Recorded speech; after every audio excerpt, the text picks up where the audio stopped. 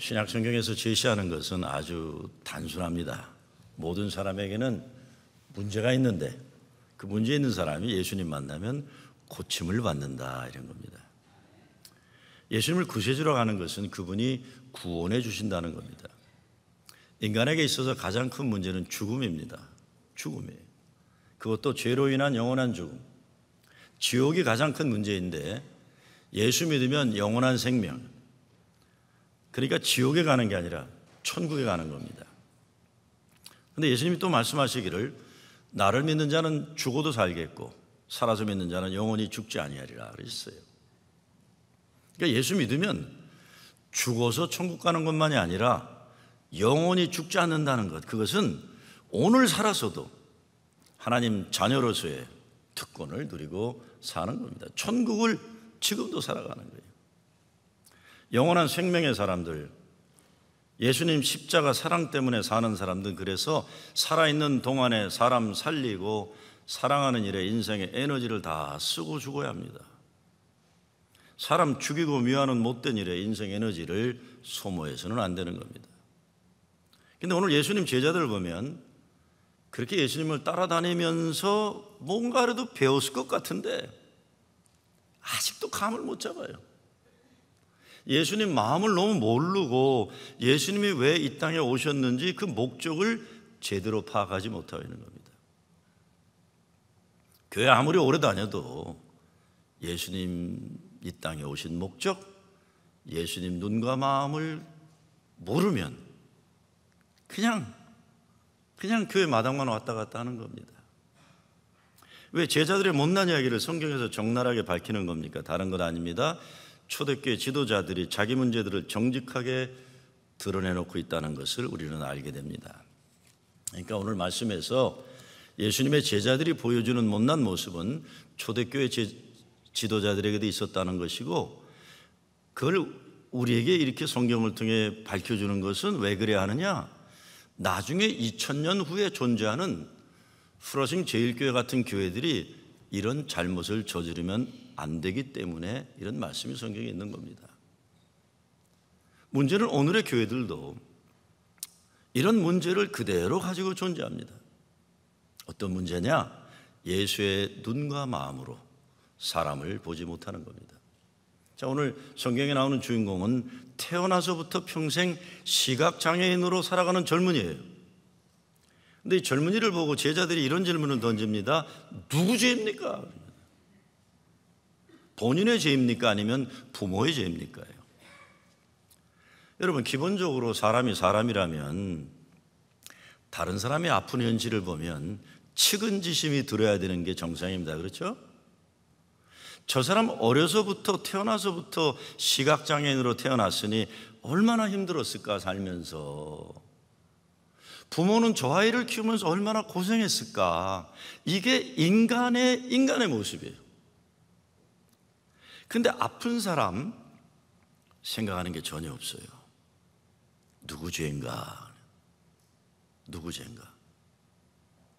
아니, 누구 죄라면 뭘 어떡하려고 그러는 거예요? 그래서 예? 그게 왜 관심을 가지냐는 겁니다. 이런 모습이 아주 전형적으로 예수 잘못 믿으면 나타나는 현상입니다. 뭘 모를 때는요, 그래도 사람이 순박해요. 예수 안 믿을 때는 그래도 인간다움이라도 존재했어요. 근데 예수 믿는다고 했는데 잘못 믿고 나니까 인간미도 사라져버린 거예요. 최소한 기본적인 사람으로서의 도리는 지키고 살아야 됩니다, 사람은. 그런데 종교적인 어떤 무엇을 알게 된 것 같으면 그때부터 사람들이 바리새인 흉내를 내기 시작하는 겁니다. 여러분, 교회의 존재 목적이 바리새인 키우는 거라 그러면 이게 불행한 교회 되는 거예요. 예수 믿기 전 멀쩡하던 사람들이 집사 되고 뭐 권사 되고 장로 되면선 바리새인이 돼갔다. 이건 불행해지는 겁니다.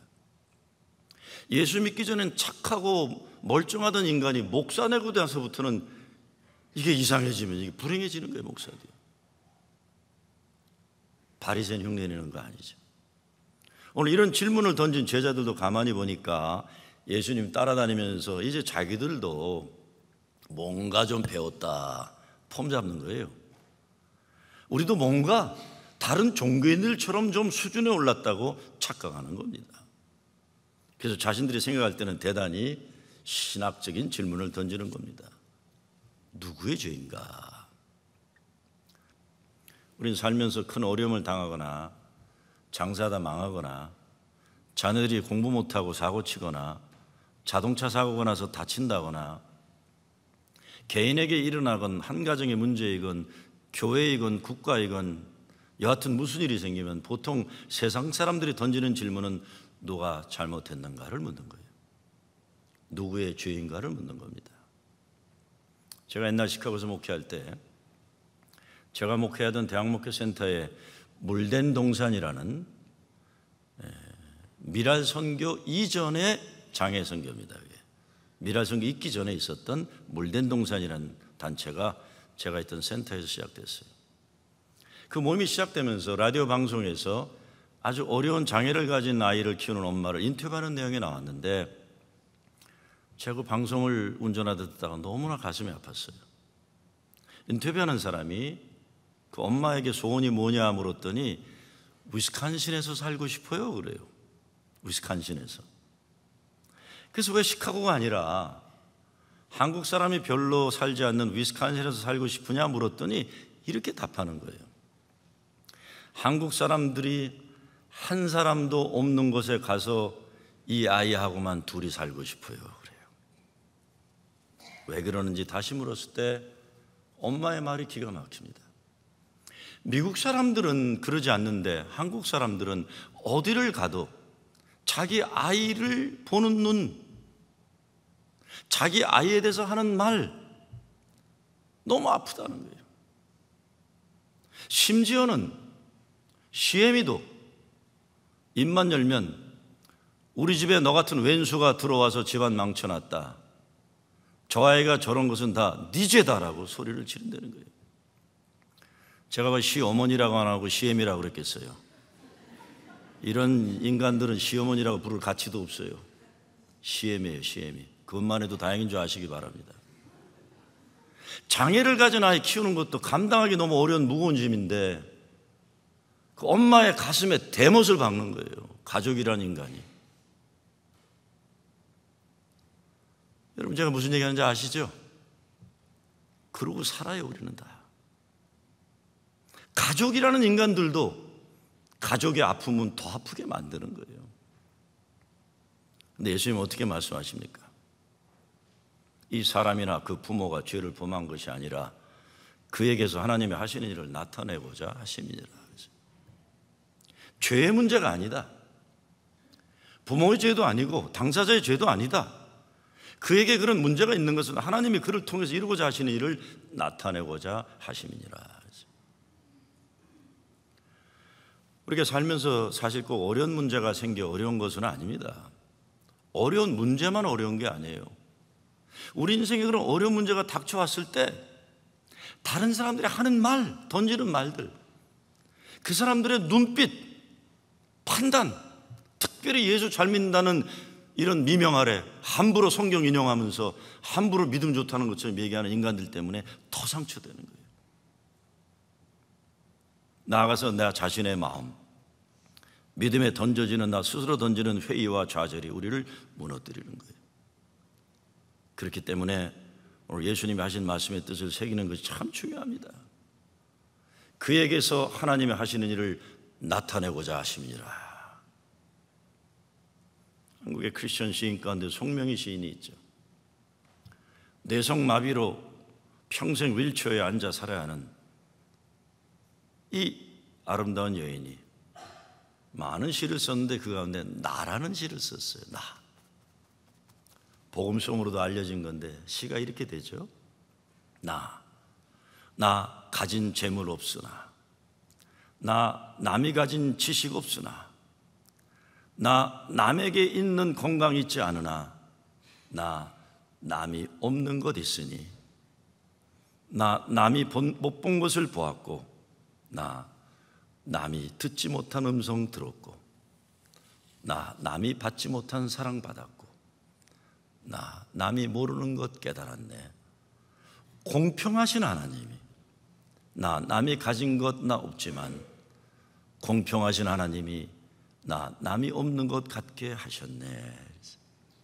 얼마나 아름다운 믿음인지 모릅니다. 여러분, 이런 찬송 아시죠? 예수로 나의 구주 삼고 성령과 비로소 거듭난, 이 찬송 아시죠? 또 이런 찬송도 있어요. 나의 갈 길 다가도록 예수 인도하시니 내 주 안에 있는 긍휼 어찌 의심하려요. 믿음으로 사는 자는 하늘 위로 받겠네. 무슨 일을 만나든지 만사형통하리라. 그런데 이 찬송시를 작시한 분이 한국 찬송가에 23곡이나 들어있는데 이 뉴욕 브루클린 출신 감리교인이에요. 페니 크로스비예요. 이 어렸을 때 안과에 갔다가 잘못돼갖고 평생 시각장애를 가지고 살았는데 95세까지 살면서 9,000개의 찬송시를 썼어요. 그녀는 육체적 장애가 있었지만 육체적 장애가 없는 사람들 누구도 해내기 어려운 아름다운 신앙 고백을 찬송으로 만든. 장애가 있다는 걸 어떡하겠어요? 장애가 있는 거 어떡하시겠냐고요. 근데 장애가 있기 때문에 인생 자체가 불행할 필요는 없는 겁니다. 우리 모두는 육신의 장애가 인생의 장애가 되지 않기 위해서 예수님을 만나고 예수님을 그리스도로 영접하고 고백할 수밖에 없는 겁니다.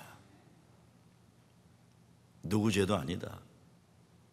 하나님의 일을 나타내려고 하는 것이다. 예수님 말씀 그대로 믿고 그 말씀 마음 가지고 그 현실을 받아들이고 사는 거예요. 우리 교회요, 프로싱 제일교회네요. 아름다운 여자들이 참 많아요. 어느 수필가가 그렇게 썼더라고요. 모든 70대 여인은 다 아름답다 그랬어요. 모든 70대 여인. 근데 70대만 아름다운 게 아니라 우리 교회는 80대도 90대도 아름답고 40대 50대도 다 아름다워요. 60대도 아름다워요. 다 60대도. 특별히 40대 50대 젊은 여인들 참 예쁘고 아름다워요. 외모가 아름답다는 말일까요? 외모도 아름답죠. 그래도 뉴욕이니까 아름다워요. 근데 외모만이 아닙니다. 남들 보기에 너무도 어려운 생활을 하면서도 아름다운 믿음 가지고 살기를 포기하지 않는 그 신앙의 모습이 아름다운 거예요. 몸이 많이 아픈데도 믿음으로 이겨내는 거예요. 가정을 붙잡고 살아가기에 어려운 일이 너무 많은데도 아름다운 믿음으로 살아가는 거예요. 앞으로 우리 교회 선전할 때, 전도할 때 누가 뭐라고 왜 그 교회 가야 되냐? 우리 교회는 아름다운 여인들이 많은 교회입니다. 이렇게 하셔야 돼요. 참 아름답다 우리 교회. 성경을 보면 하나님의 은혜를 체험하는 가장 기본적인 과정이 있어요. 그거는 가장 중요한 기본 단계는 상한심령이에요. 다른 말로 하면 깨어짐의 체험이에요. 더 나아가서는 고난입니다. 고난을 통해서 하나님은 그를 사랑하는 자들에게 역사하시는 겁니다. 바로 예수님이 오늘 본문에서 그에게서 하나님이 하시는 일을 나타내고자 하십니다 하신 말씀이 바로 그것이. 육신의 고통, 사람들의 판단, 결국 자기 자신까지도 부모의 죄인지 자기 죄인지 죄라는 굴레에 묶여 살아가 했던 버림받은 심령 가운데 하나님의 은혜 역사가 임하는 겁니다. 근데 아무리 믿음이 좋다고 해도 아픈 건 아파요. 마음이 찢어지는 것은 찢어지는 거예요. 성경에 보면 우리가 비교할 수 없는 엄청난 믿음의 사람들이 인생의 고통의 아픔을 견디지 못해 몸부림치는 내용들이 얼마나 많이 나옵니까?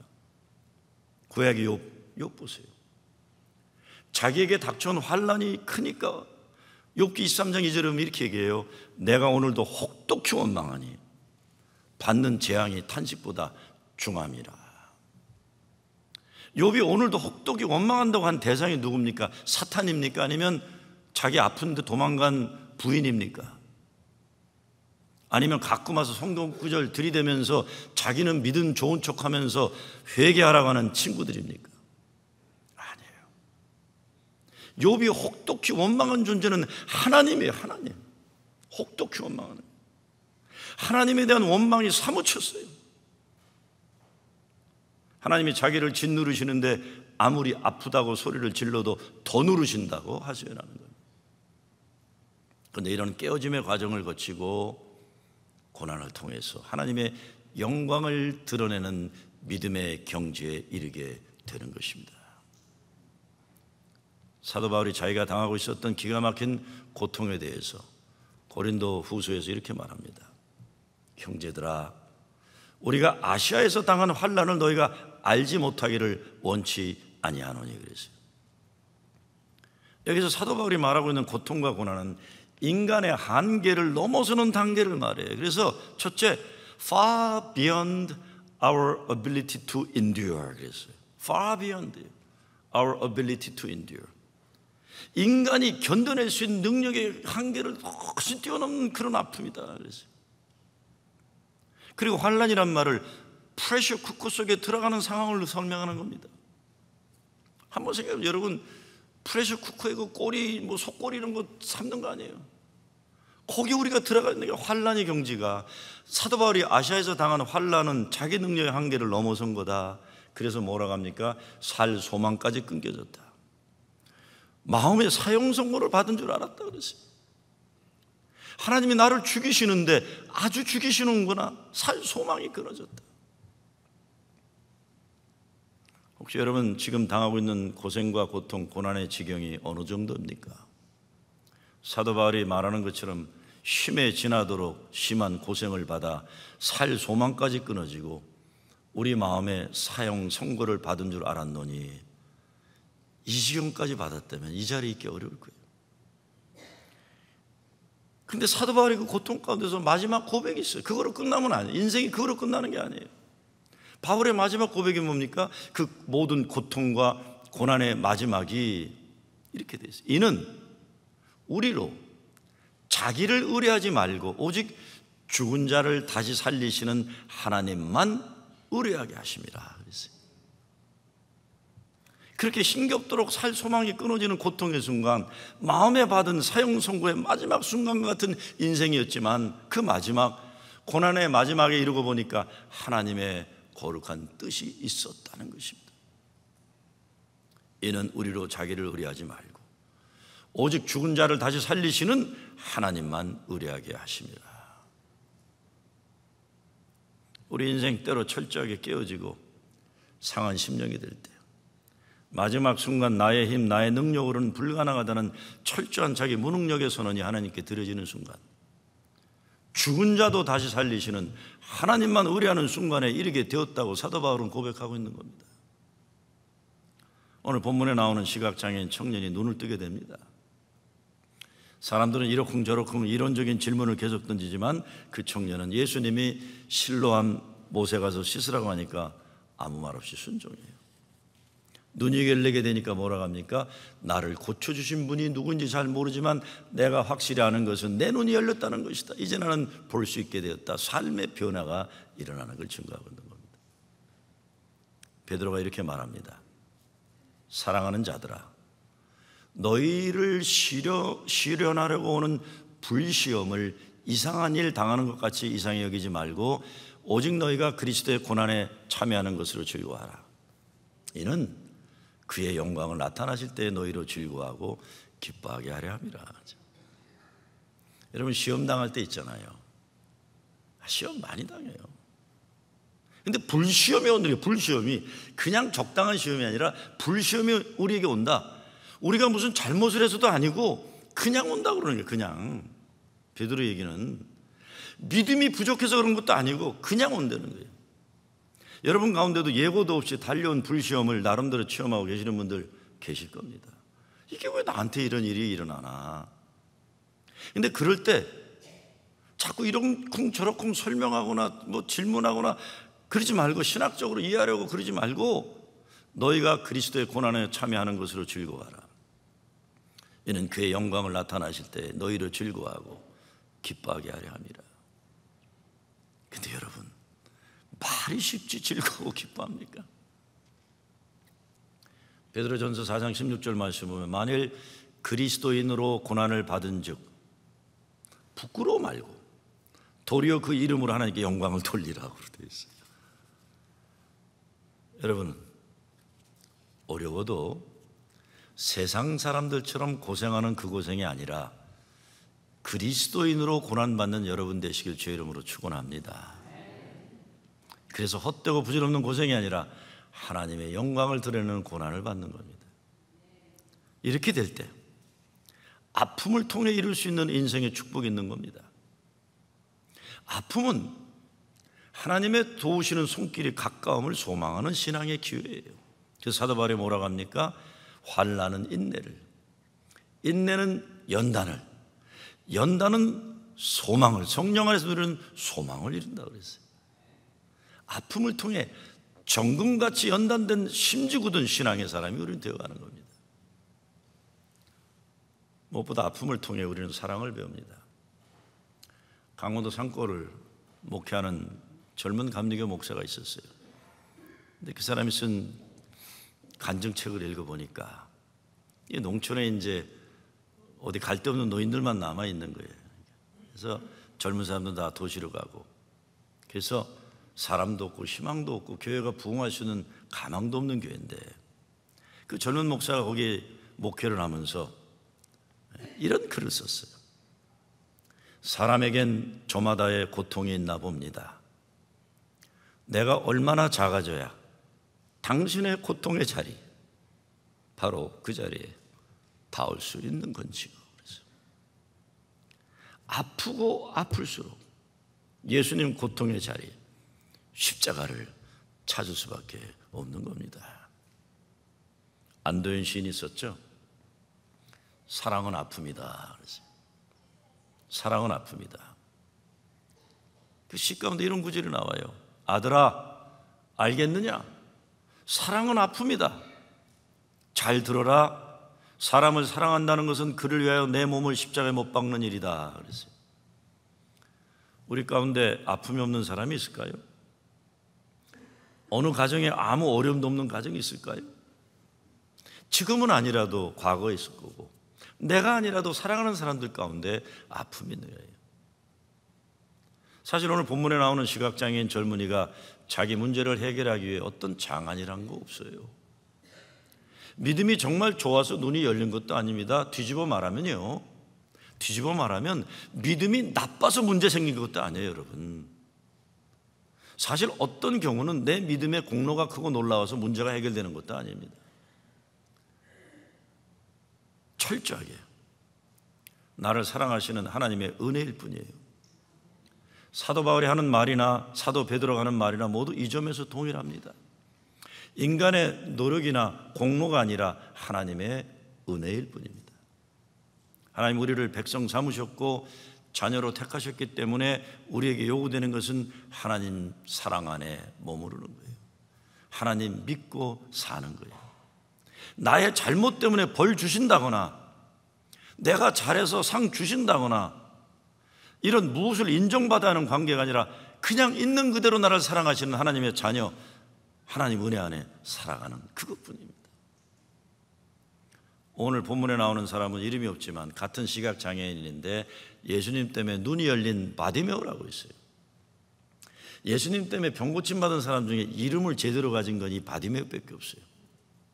근데 바디메오는 바는 아들이라는 뜻이에요. 그러니까 디모의 아들이라는 겁니다. 그래서 어떤 성사학자들은 말하기를 바디모의 눈이 열린 것은 자기가 누구인지 비로소 정체성을 확인하게 되었다 이겁니다. 바, 누구 아들이다는 거예요.